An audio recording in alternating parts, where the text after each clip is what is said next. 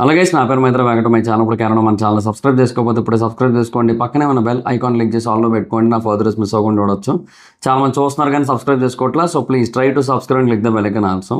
Hi friends, మనం బ్రతకడానికి తిండి, నీరు, నిద్ర, బట్టలు ఎలాగైతే అవసరమో పాలసీలు, ఇన్సూరెన్స్లు కూడా అంతే అవసరం. అంటే మన తర్వాత మన ఫ్యామిలీకి ఎంతగానో ఉపయోగపడతాయి. కొన్ని మనం ఉన్నప్పుడు కూడా మనకు ఉపయోగపడతాయి. ఫర్ ఎగ్జాంపుల్ హెల్త్ ఇన్సూరెన్స్లు. ఈ హెల్త్ ఇన్సూరెన్స్ తీసుకోవడం వల్ల మనకి ఎన్నో రకాల బెనిఫిట్స్ అయితే ఉంటాయి. అలాగే లైఫ్ ఇన్సూరెన్స్ తీసుకోవడం వల్ల మన ఫ్యామిలీ రోడ్డున పడకుండా ఉంటుంది. సో ప్రతి ఒక్కరు కూడా వీలైతే ఎంతో కొంత ప్రైస్ రేంజ్లో ఇన్సూరెన్స్ అయితే తీసుకోవడానికి ట్రై చేయండి. ఇన్సూరెన్స్ ఇవ్వడానికి ఇండియాలో చాలా కంపెనీస్ ఉన్నాయి, but Policy Bazaar is the best company. So నేను డిస్క్రిప్షన్లో ఆ పాలసీ బజార్ కంపెనీ యొక్క లింక్ని అయితే ఇచ్చాను. దాని మీద క్లిక్ చేసి ఇప్పుడే మీ యొక్క పాలసీని అందులో రిజిస్టర్ చేసుకోండి. మీ ఫ్యామిలీని, మిమ్మల్ని కాపాడుకోండి. సో బేసిక్గా రీసెంట్ టైమ్స్లో ఇండస్ట్రీలో మంచి హాట్ టాపిక్గా మారిన సిచ్యువేషన్ ఏదైనా ఉందంటే అది ప్రశాంత్ వర్మ గారికి, నిరంజన్ రెడ్డి గారికి మధ్య డిస్కషన్. అంటే Hanuman cinema director, Hanuman cinema producer, Prime Show Entertainments versus Prashanth Varma. So ఇదే నడుస్తుంది. సో అసలు వాళ్ళ పాయింట్స్ ఏంటి, ఇందులో ఎవరు రైటు, ఎవరు ఏ యాంగిల్ని యూటిలైజ్ చేసుకోవడం కోసం ఇక్కడ పాయింట్స్ పెట్టారు అనేది కొంచెం క్లియర్ కట్గా మాట్లాడుకోవడానికి అయితే ట్రై చేద్దాం.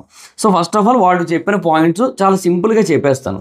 అది ఏంటంటే ఈ prime Show entertainments Niranjan Reddy గారు అంటే హనుమాన్ సినిమా ప్రొడ్యూసర్ ఎవరైతే ఉన్నారో ఆయన హనుమాన్ సినిమా తర్వాత ప్రశాంత్ వర్మ గారికి 4 సినిమాల కోసం అధీరా, మహాకాళి, జై హనుమాన్, బ్రహ్మరాక్షస్ ఈ 4 సినిమాల కోసం గాను అడ్వాన్సులు పే చేశారంట. లాస్ట్ 1.5 yearలో 10,34,50,000 రూపాయలు అడ్వాన్సులు పే చేశారు. అందులో కొంత amount, majority of the amount online transfer, కొంత అమౌంట్ క్యాష్ రూపంలో అలాగా లాస్ట్ 1.5 yearsలో ఇచ్చుకుంటూ వచ్చారు. సో ఇది జరిగింది ప్రస్తుతానికి. అండ్ ఆయన చెప్తున్న ఇంకో పాయింట్ ఏంటంటే ఆక్టోపస్ అనే ఒక సినిమా గురించి కూడా ప్రశాంత్ వర్మ గారు అష్యూరెన్స్ ఇచ్చిన తర్వాత దాన్ని 10,23,00,000 రూపాయలకి దాని రైట్స్ కొన్నారంట. సో రైట్స్ కొన్నారు అండ్ అది కూడా ప్రశాంత్ వర్మ గారు తీస్తారంటే ఇప్పుడేమో ఆయన తీయట్లేదు. సో అది ఇక్కడ పాయింట్. అండ్ ఆ సినిమా కూడా బేసిక్గా ముందుకి కదలలేదు అండ్ వేరే డైరెక్టర్ ఎవరో చేస్తున్నట్టు కూడా ఎటువంటి ఊసు లేదు. తర్వాత దానికి ఇప్పుడు ఎన్ఓసి కూడా రాలేదంట, నో అబ్జెక్షన్ సర్టిఫికేట్. అది ఆ ప్రొడ్యూసర్ ఇవ్వాలి కదా, ఇవ్వలేదంట. సో అది ప్రశాంత్ వర్మ గారు అష్యూర్ చేశారు కదా, సో దీనికోసం సో ఇది ఆయనే ఇప్పించాలని చెప్పి ఈయన చెప్తున్నారు. బట్ ఈయన ఏమంటారంటే నాకేటి సంబంధం, ఆ ప్రొడ్యూసర్తో మాట్లాడుకోండి, నాకు సంబంధం లేదని చెప్పి చెప్తున్నారు ఆయన. సో బేసిక్గా ఇది సిచ్యువేషన్. కాబట్టి మీరు ఆ ప్రొడ్యూసర్ మీద కేసు వేసుకోండి, ఆ ఛాంబర్లో అదంతా ఓకే, కానీ నాకేటి సంబంధం అని ఈయన. సో ఈయన పాయింట్ ఓవరాల్గా ప్రొడ్యూసర్ చెప్పింది ఏంటంటే 20,57,50,000 రూపాయలు ప్రశాంత్ వర్మ గారికి పే చేయడం జరిగింది ఈ ప్రాజెక్ట్ కారణంగా. అండ్ ఇంత పేమెంట్లు ఇచ్చినప్పటికీ కూడా ఆయన ఆ సినిమాలు ఏవి షూటు చేయలేదు, స్టార్టు చేయలేదు, అవి కంప్లీటు చేయలేదు అని చెప్పి చెప్తున్నారు. అండ్ ఇప్పుడు ఏమవుతుందంటే సేమ్ ప్రాజెక్ట్స్ వేరే బ్యానర్స్లో వస్తున్నాయి. అధీరా, మహాకాళి, జై హనుమాన్, బ్రహ్మరాక్షస్ ఈ 4 కూడా ప్రజెంట్ వేరే బ్యానర్స్లో వస్తున్నాయి. అసలు అధీరా ఏ రకంగా నాకు ఈ బ్యానర్కి సంబంధించిన సినిమా అనేది నాకైతే అర్థం కాలేదు. ఎందుకంటే అధీరాని నేను ఈ సినిమా కంటే ముందే, లైక్ ఇప్పుడు హనుమాన్ సినిమా కంటే ముందే నేను చూశాను. అది గ్లిమ్స్ ఉంటుంది, టీజరో గ్లిమ్సో, అది డివివిలో ఉండేది అది కూడా. సో ఈ హనుమాన్ సినిమా తర్వాత దానికి బాగా వ్యూస్ కూడా వచ్చాయి, సో బాగా పాపులర్ అయింది. నాకు అర్థం కాలేదు అది అసలు డీవీవీది కదా, అసలు మొదటి నుంచే డీవీవీదే అనే ఫీలింగే ఉంది. మధ్యలో ప్రైమ్ షో ఎందుకు వచ్చింది అనిపించింది. మేబీ హనుమాన్ తర్వాత ఏమో ఎక్కడో మేబీ వీళ్ళకే చేస్తానని ఏమైనా మాట ఇచ్చారేమో అనిపించింది నాకు. బట్ అట్లా చూసుకుంటే ఫస్ట్ డీవీవీ వాళ్ళకి చేస్తా అని చెప్పి తర్వాత ఇటు వచ్చినట్టు కదా. సో అది కూడా మరి కరెక్ట్ కాదు కదా ఆ ప్రకారంగా చూసుకుంటే. సో దానికి బేసిక్గా అరౌండ్ ఒక 8 million వ్యూస్, 9 million వ్యూస్ నాకు వచ్చినట్టుగా గుర్తు. 7.7 million వ్యూస్ అయితే ఉన్నాయి. Yes, Adhira first strike introducing Dasari Kalyan ఈ ప్రశాంత్ వర్మ సినిమా అని చెప్పి. సో ఇందులో అయితే ఓకే, సో ఇక్కడ రాసి ఉందిలేండి producer K Niranjan Reddy, banner Prime Show Entertainments అని చెప్పి. మరి why they uploaded in DVV ఏమో అది నాకు అర్థం కాదు. మేబీ కొలాబ్ అయితే అది వేరే, సో చెప్పలేము. బట్ ఇక్కడైతే క్లియర్గా ప్రొడ్యూసర్ ఆయనే అని రాస్తుంది. సో బట్ చూసినప్పుడు మనకి ఏమనుకుంటాం, ఇనీషియల్గా బ్యానర్ డివివి అనుకుంటాం. అండ్ మొన్న ఓజీ ట్రైలర్లో కూడా ఏం చేశారు, అధీరాకు సంబంధించి ఒక పోస్టర్ లాంచ్ చేశారు. సో అది ఓజీ ట్రైలర్ ఎండింగ్లో ఆ పోస్టర్ పెట్టారు. సో మనం ఏమనుకుంటాం, సో డివివి వాళ్ళది ఇది అనుకుంటాం, కాకపోతే అది ఈయనకు సంబంధించింది అంటున్నారు. సరే okay, what ever it is. ఇప్పుడు మొత్తానికైతే అధీరా డివివి అండర్లో ఉందో మరి ఈయన అండర్లో ఉందో తెలియదు. ఎందుకంటే డివివిలో వచ్చిన దాంట్లో కూడా ఈయన పేరే ఉంది కాబట్టి ప్రైమ్ షో అయింది. సో ఈయనదే అనుకుందాం పోనీ. బట్ అదిరా కూడా ఇప్పుడు వేరే వాళ్ళకే చేస్తున్నారు అంటున్నారు. మరి అది ఎవరికో తెలియదు. మరి టీవీవి అనుకుందాం ప్రస్తుతానికి. తర్వాత మహాకాళి ఆర్కేడీ స్టూడియోస్కి చేస్తున్నారు. జై హనుమాన్ వచ్చి మైత్రి మూవీ మేకర్స్ చేస్తున్నారు. బ్రహ్మరాక్షస్ వచ్చి భూమాలయ ఫిల్మ్స్కి చేస్తున్నారు. సో బేసిక్గా ఇక్కడ ఏంటంటే ప్రైమ్ షో ఎంటర్టైన్మెంట్తో కంపేర్ చేసుకుంటే డీవీవీ కానీ, ఆర్కేడీ కానీ, లేదంటే మైత్రి కానీ, హోంబాలే కానీ ఇవన్నీ కూడా పెద్ద బ్యానర్స్, రైట్. సో అంటే డీవీవీ ట్రిపుల్ ఆర్తో పాన్ ఇండియన్ మార్కెట్లోకి వెళ్ళినా మళ్ళీ ఎందుకో తర్వాత రీజనల్ సినిమాలే తీస్తారు, పాన్ ఇండియన్ సినిమాలు తీయట్లా. సో ఒక తెలుగులో టాప్ మోస్ట్ ప్రొడక్షన్ హౌస్, తర్వాత ఆర్కేడీ స్టూడియోస్ హిందీలో top most production house, Mythri pan Indian, Hombale pan Indian. So ఇన్ని పెద్ద వాటిలో చేస్తారు ఆయన. సో ఈయన దాంట్లో చేయట్లేదు, అది ఈయన పాయింట్. సో ప్రొడ్యూసర్ ఏంటంటే ఇప్పుడు 20,57,00,000 రూపాయల full refund, at the same time 200 కోట్ల రూపాయల కాంపన్సేషన్ కూడా ఇవ్వాలంటున్నారు. అంటే చాలా హ్యూజ్ నెంబర్. ఆ నెంబర్ వినగానే నేను నవ్వుకున్నాను. ఎందుకంటే సరే పోనీ ఇప్పుడు 20,57,00,000 ఇన్వెస్ట్ చేశారు అంటే సో దాని మీద ఇంత బిజినెస్ జరుగుతుందని ఎక్స్పెక్టేషన్స్ పెట్టుకొని చేస్తారు. సరే అది ఏదో జరగలేదు కొన్ని కారణాల వల్ల, చాలా టైం కూడా వేస్ట్ అయింది కాబట్టి ఇప్పుడు దాని అంతటినీ కూడా కన్సిడర్ చేసుకొని ఎంతో కొంత కాంపన్సేషన్ ఎక్స్ట్రా అడుగుతారు. మరి 10 రెట్లు అంటే నాకు నవ్వు వచ్చింది నాకు. సరే ఓకే, మొత్తానికైతే ఫిల్మ్ కౌన్సిల్లో దీని గురించి కంప్లైంట్ అయితే ఇచ్చారు. సో వాళ్ళని ఇంటర్వ్యూ అవ్వమని చెప్పి సో వాళ్ళని సాల్వ్ చేయమని చెప్పారు. అండ్ సాల్వ్ అయ్యేంత వరకు ఇష్యూ ఈ మిగతా బ్యానర్స్లో ఏవైతే షూటింగ్లు అవుతున్నాయో అవన్నీ కూడా ఆపాలని చెప్పారు. సో అది బేసిక్గా ఇప్పుడు ఆయన చెప్పిన పాయింట్. తర్వాత దీనికి ప్రశాంత్ వర్మ గారు చెప్తున్న పాయింట్ ఏంటంటే ఇక్కడ హనుమాన్ సినిమాకి సంబంధించి నేను 2021లో ఒక అగ్రిమెంట్లోకి అయితే ఎంటర్ అయ్యాను. అండ్ అప్పుడు ఏంటంటే మొత్తం 50-50 అన్నట్టుగా ఉండేది. తర్వాత 2023లో మార్చ్లో అండ్ ఏప్రిల్లో ఇంకొక అమెండ్మెంట్స్ అయితే చేసుకోవడం జరిగింది, 2 అమెండ్మెంట్స్. ఆ అమెండ్మెంట్స్లో భాగంగా ఈ రైట్స్ అన్నీ కూడా కంప్లీట్గా ఆయనకే ఇచ్చేసాము. అండ్ వచ్చిన దాంట్లో 50-50 షేర్ అన్నట్టుగా మాట్లాడుకున్నాం. తర్వాత ఆర్కేడీ స్టూడియోస్కి సంబంధించిన అగ్రిమెంట్ ఏదైతే దాంట్లో కూడా ఆయన పేరుని ఇన్వాల్వ్ చేయమంటే తర్వాత సరే అందులో కూడా నేనే ఇన్వాల్వ్ చేశానని చెప్పి ప్రశాంత్ వర్మ గారు చెబుతూ సో ఇదంతా కూడా జరుగుతూ వచ్చింది. సో ఇదంతా కూడా ఏ బేసిస్ మీద అంటే సినిమా రిలీజ్ అయిన తర్వాత అది సక్సెస్ అయిన దాన్ని బట్టి రెమ్యునరేషన్ షేర్. సో అది పాయింట్ ఇక్కడ. సో హనుమాన్ సినిమా చాలా పెద్ద సక్సెస్ అయింది, 295 కోట్ల రూపాయలు కలెక్ట్ చేసింది. అండ్ అలా కలెక్ట్ చేసిన తర్వాత యూనో కమర్షియల్ హిట్ చాలా పెద్దగా. సో మరి అలాంటప్పుడు దాని నుంచి ఇతనికి రావాల్సిన అమౌంట్ ఎక్కువే ఉంటుంది. కానీ ఆయన 7.82 crores మాత్రమే ఇచ్చి రిమైనింగ్ అమౌంట్ ఇవ్వలేదు నాకు ఇప్పటికి వచ్చి. దాని గురించి అడుగుతూ ఉంటే ఆయన వేరు రీజన్స్ చెబుతూ ఎగ్గొడుతున్నారు, పర్సనల్ రీజన్స్ అని ఇంకోటని చెబుతూ వచ్చి ఫైనల్గా ఇప్పుడేమో నా మీద తిరిగి కేసేశారు.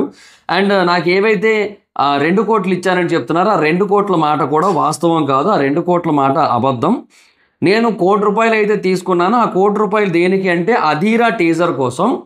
అది కూడా ఎందుకు అంటే RRR రిలీజ్ టైంలో ఆ అధీరా గ్లిమ్స్ ఏదైతే ఉందో అది ఏదైతే టీజర్ ఉందో దాన్ని పోస్ట్ చేయాలనుకున్నారు. యాక్చువల్గా 2022 మార్చ్లోనే హనుమాన్ సినిమా రిలీజ్ అవ్వాల్సి ఉంది. బట్ హనుమాన్ సినిమా అప్పుడు రిలీజ్ కాలేదు. అండ్ అధీరాకి కూడా అప్పుడే ప్రమోషన్ బూస్టప్ ఇవ్వాలనుకున్నారు. సో దాంట్లో భాగంగానే అప్పట్లో నాతో ఆ టీజర్ అయితే చేయించారు. అండ్ దానికోసం నేను చాలా ఎఫర్ట్స్ అనేది పెట్టాను, ఇదంతా కూడా చేశానని చెబుతూ ఆయన బేసిక్గా 2022 మార్చి 23నే ఈ టీజర్ వచ్చింది మీరు గమనించినట్టయితే. సో మార్చి 25న RRR రిలీజ్ అయింది. సో RRR థియేటర్స్లో వచ్చినప్పుడు ఈ అధీరా కూడా రావాలి అన్నది వాళ్ళ ఇంటెన్షన్ అయ్యి ఉండొచ్చు. సో దానికోసం ఈ అమౌంట్ అయితే ఛార్జ్ చేశానని చెప్పారు. సో ₹1 కోటి ఒక టీజర్ డైరెక్ట్ చేయడానికా అంటే మొత్తం నాకు తెలిసి ఆయనకు ఒక్కడికే ఇచ్చిన రెమ్యునరేషనా లేదంటే ఓవరాల్ VFX బడ్జెట్ ఏదైతే ఉందో అది కూడా కలిపి ఇచ్చిందా అనేది మరి తెలియదు. కానీ ఆ కాన్సెప్ట్ అవన్నీ ఉంటాయి కాబట్టి. బట్ డెఫినెట్గా అప్పటికి ప్రశాంత్ వర్మ గారు అంత మార్కెట్ ఉన్న పర్సన్ అయితే కాదు కదా, ఒక టీజర్కి ₹1 కోటి ఇచ్చేంత మార్కెట్ ఉన్న పర్సన్ అయితే కాదు. బట్ ఓవరాల్గా ఆయన చెబుతుంది అయితే ₹1 కోటి అయితే ఇచ్చారు. ఆ 2 కోట్లు ఇచ్చారని చెప్పి ఏదైతే చెబుతున్నారో దానికి ఎటువంటి ఆధారము లేదు. అండ్ అకౌంట్స్లో కానీ ఎక్కడా కూడా ఏమీ లేదు. సో ఇదేది కూడా వాస్తవం కాదని ఆయన చెబుతూ సో 2022 మార్చిలో రిలీజ్ అవ్వాల్సిన సినిమా హనుమాన్ అది అటు తిరిగి 2024 సంక్రాంతికి రావడానికి రీజన్ ఏంటంటే షూటింగ్ చాలా డిలే అయింది. దానికి రీజన్ ఏంటంటే ప్రొడ్యూసర్ అయిన నిరంజన్ రెడ్డి గారు కంటిన్యూస్గా అమౌంట్ ఇవ్వలేకపోయారు. సో మధ్యలో ఆయనకున్న ప్రాబ్లమ్స్ కారణంగా ఆయన అమౌంట్ని అయితే ఇవ్వలేకపోయారు. అంటే అది మనం అప్పుడు కూడా నోటీస్ చేసాం. యాక్చువల్గా హనుమాన్ సినిమా రిలీజ్ టైంలో కూడా మనం దీని గురించి మాట్లాడుకున్నాం. ఏమనంటే ఆయన బేసిక్గా వాళ్ళు అనుకున్న చాలా తక్కువ బడ్జెట్తో బట్ టీజర్కి హిందీలో కూడా బాగా రెస్పాన్స్ వచ్చేసరికి కొంచెం పాన్ ఇండియా వైడ్గా కొంచెం గట్టిగానే వెళ్ళేలా ఉందని చెప్పి హిందీలో కూడా కొంచెం రీచ్ వస్తుంది కదా, కొంచెం బెటర్గా తీద్దామని చెప్పి మళ్ళీ కొంచెం బడ్జెట్ పెంచుకొని తీశారని చెప్పి మనం అప్పట్లో కూడా మాట్లాడుకున్నాం.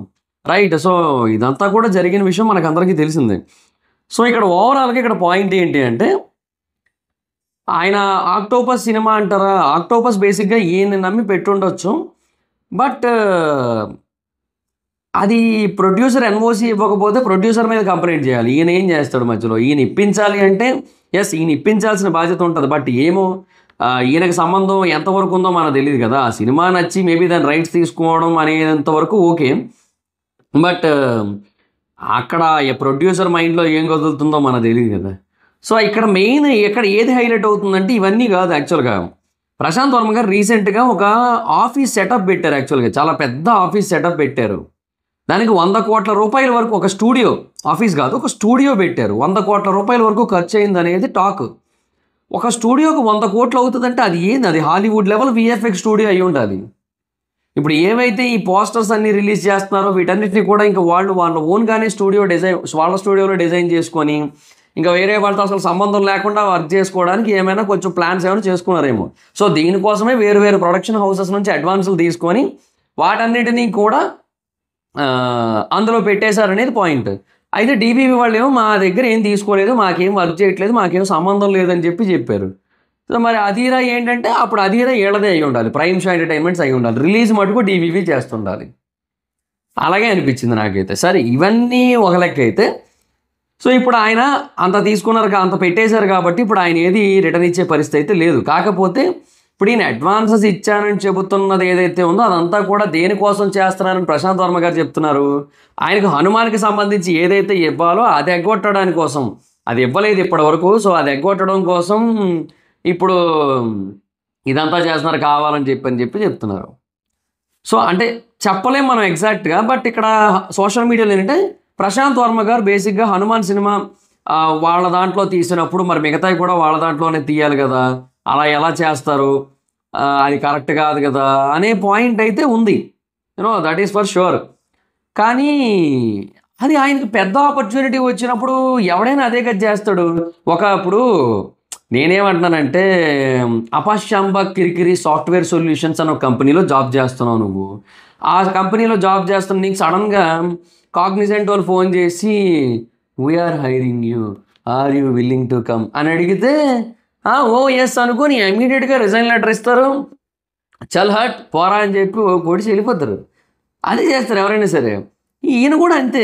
బెటర్ ప్రొడక్షన్ హౌస్‌లు వచ్చినాయి అన్నప్పుడు బెటర్ ప్రొడక్షన్ హౌస్‌లకి వెళ్తాడు. ఆర్కేడీ స్టూడియోస్‌కి ఎందుకు వెళ్ళాడు? ఆర్కేడీ స్టూడియోస్ హిందీలో టాప్, అంటే టాప్ ఇన్ ద సెన్స్ మరీ టాప్ కాదులే. బట్ ఈ టీ సిరీస్‌లు వాటంత రీచ్ అయితే ఉంటుంది అట్లీస్ట్. ఆ డిస్ట్రిబ్యూషన్‌లో ఎంతవరకు వాళ్ళు పుష్ చేయగలరనే తర్వాత విషయం కానీ అట్లీస్ట్ ఆ రీచ్ అయితే ఉంటుంది వాళ్ళకి, ఆర్కేడీ స్టూడియోస్ వాళ్ళకి. సో, అందుకని ఆర్కేడీ స్టూడియోలో మహాకాళి చేస్తున్నాడు. సో, ఎందుకంటే అది బెంగాల్లో రిలీజ్ ఎక్కువ ఉండాలి, హిందీలో ఎక్కువ కాన్సన్ట్రేషన్ ఉండాలి దానికి. తెలుగులో అది ఎక్కువ ఆడకపోయినా పర్లేదు దానికి. ఎందుకంటే కాన్సన్ట్రేషన్ అంతా కూడా ఇక్కడ Hindi market, west Bengal market especially. So, అది ఉంది. ఇంకా జై హనుమాన్ అంటారా? ఇప్పుడు జై హనుమాను బేసిక్‌గానే ఆయన కంటిన్యూ అవ్వాలనుకుంటే కంటిన్యూ అయిపోవచ్చు. బట్ అంటే ఇప్పుడు తేజ సజ్జా గారితోని లేదంటే ఎవరైనా ఒక సింపుల్ యాక్టర్‌ని పెట్టేసుకొని చేసేయొచ్చు. బట్ ఆయన అలా చేయలేదు. ప్రశాంత్ వర్మ గారు రిషబ్ శెట్టి గారిని హైర్ చేసుకొని హనుమంతుల వారి పాత్ర కోసం దానికోసం అంత చేస్తూ ముందుకెళ్ళాలనుకుంటున్నప్పుడు ఒక పెద్ద ప్రొడక్షన్ హౌస్ ఆఫర్ చేసినప్పుడు దానికే వెళ్తారు. మైత్రి మూవీ మేకర్స్ చాలా పెద్ద ప్రొడక్షన్ హౌస్ కదా! అఫ్‌కోర్స్ కొన్ని సినిమాలు తంతా ఉంటాయి వాళ్ళవి. కానీ వాళ్ళైతే మాత్రం ఇప్పుడు వేరు వేరు ఇండస్ట్రీస్‌లో ఉన్నారు వాళ్ళు. తమిళ్‌లో వాళ్ళ సొంత సినిమాలు చేస్తున్నారు ఈ మధ్య. 'గుడ్ బ్యాడ్ అగ్లీ' తీశారు, 'డ్రాగన్' తీశారు, నెక్స్ట్ ఇంకోటి తీస్తారు. తీస్తూనే ఉంటారు వాళ్ళు. ఇంక తమిళ్‌లో కూడా ప్రొడక్షన్‌లోకి వెళ్తున్నారు. వాళ్ళకి సక్సెస్‌లు కూడా వస్తున్నాయి మళ్ళీ అక్కడ. ఆగట్లేదు కూడా. మరో పక్క సినిమా పేరేంటది? అది హిందీలోనేమో 'జాట్' తీశారు ఆల్రెడీ. సో, హిందీలో మళ్ళీ వేరే వాటికి కూడా వెళ్తున్నారు. 'పుష్పతో' వాళ్ళకొచ్చిన పేరు చాలా ఫెనామినల్ హిందీ బెల్ట్‌లో. సో, అది కూడా ఇన్ని ఉన్నాయి కాబట్టి ఈ రిషబ్ శెట్టి గారిది కర్ణాటక మార్కెట్ ఎలాగో క్యాప్చర్ అయిపోద్ది కాబట్టి ఇంకా తమిళనాడు మార్కెట్ వాళ్ళ గ్రిప్ ఉంది, హిందీ మార్కెట్ గ్రిప్ ఉంది, అన్నీ ఉన్నాయి కాబట్టి ఇంకా వాళ్ళతో వెళ్తారు. హోంబాలే ఫిల్మ్స్ అసలు వాళ్ళకైతే ఇంకా యునానిమస్ అసలు. ఇంకా పాన్ ఇండియన్ సినిమాలంటే కర్ణాటక నుంచి అదొకటే బ్యానర్ కనబడుతుంటుంది. కర్ణాటక నుంచనే కాదు ఇప్పుడు వాళ్ళ బ్యానర్‌లో ఎన్ని పెద్ద సినిమాలు అప్‌కమింగ్ ఉన్నాయో తెలుసా? 'సలార్ 2', 'కేజీఎఫ్ 3', 'కాంతారా చాప్టర్ 2', మళ్ళీ అది కాకుండా ఇదేంటిది మహావతార్ నరసింహ యూనివర్సు దాంట్లో ఎన్ని సినిమాలు ఉన్నాయి? 6 సినిమాలు ఉన్నాయి. ఇంకా 25లో ఒకటి, 27 ఒకటి, 29 ఒకటి, 31, 33, 35, 37 6 సినిమాలు ఉన్నాయి అందులో. అవన్నీ పాన్ ఇండియన్ సినిమాలే. హిందీలో అద్భుతంగా ఆడతాయి ఆ సినిమాలు అయితే మాత్రం, విధ్వంసం సృష్టిస్తాయి హిందీలో ఆ సినిమాలు, అది కన్ఫాము. అది కాకుండా మళ్ళీ వాళ్ళది KGF 3 కూడా ఉన్నట్టుందిగా. KGF 3 చెప్పినట్టు ఉన్నారండి. చెప్పానా? మేము చెప్పకపోతే అదొకటి. వాళ్ళ బ్యానర్లో ఎన్నో సినిమాలు ఉన్నాయబ్బా. ప్రభాస్ గారిది ఇప్పుడు బ్రహ్మరాక్షస్ ఉంది, అది కాకుండా మళ్ళీ ఇంకో సినిమా ఉంది, హృతిక్ రోషన్ సినిమా ఒకటి ఉంది వాళ్ళ బ్యానర్లో. సో వాళ్ళు కూడా చాలా పెద్ద బ్యానర్ వాళ్ళది. సో ఇంత పెద్ద పెద్ద బ్యానర్స్లో ఆపర్చునిటీస్ వస్తే ఎవరైనా ఎందుకు వెళ్ళకుండా ఉంటారు? అంతే కదా. సో అది పాయింట్ ఇక్కడ. లాజికల్గా అయితే మాత్రం ఆయన చేసింది రైటే. బట్ ఒకవేళ అడ్వాన్సులు తీసుకొని ఆ అడ్వాన్సులకు తగ్గట్టుగా పని చేయకుండా అవి కూడా తిరగకుండా ఉన్నట్టయితే మాత్రం తప్పు. బట్ అది ఎంతవరకు వాస్తవం అనేది మనం చెప్పలేము. అది కదా పాయింట్. సో వాళ్ళు ఈ ప్రైమ్ షో ఎంటర్టైన్మెంట్స్ వాళ్ళు ఇప్పుడు ఇంకో సినిమా కూడా తీస్తున్నారు, సంబరాల ఏటిగట్టు అనుకుంటా, SYG.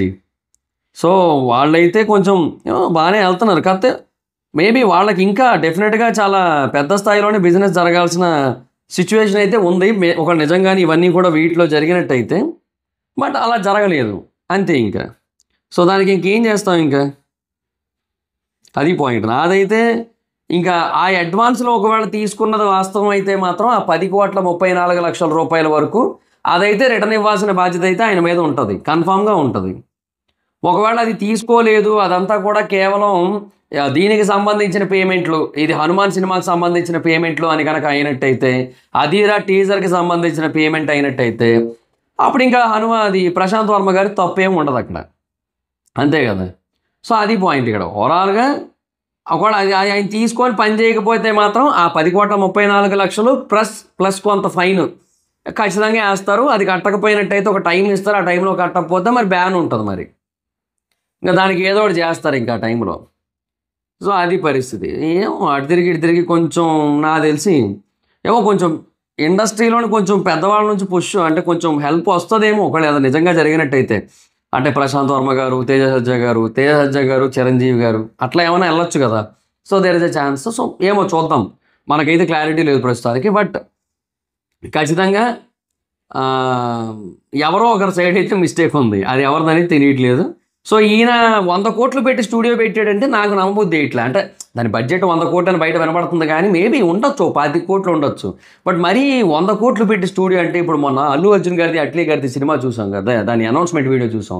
ఆ అనౌన్స్మెంట్ వీడియోలో ఏవైతే హాలీవుడ్ VFX స్టూడియోలు ఉన్నాయో వాళ్ళు పెట్టే బడ్జెట్లు అంత బడ్జెట్ పెట్టి ఈయన ఎందుకు తీస్తాడు? ఈయన ఎందుకు స్టూడియో పెడతారు హైదరాబాద్లో? మిగతా సినిమాలు కూడా వర్క్ చేద్దామని. ఇప్పుడు ఎందుకంటే VFX బేసిస్ మీద కొంచెం హెవీగానే అందరికి కూడా కాన్సన్ట్రేషన్ ఉంటుంది కాబట్టి మేబీ అలాగా.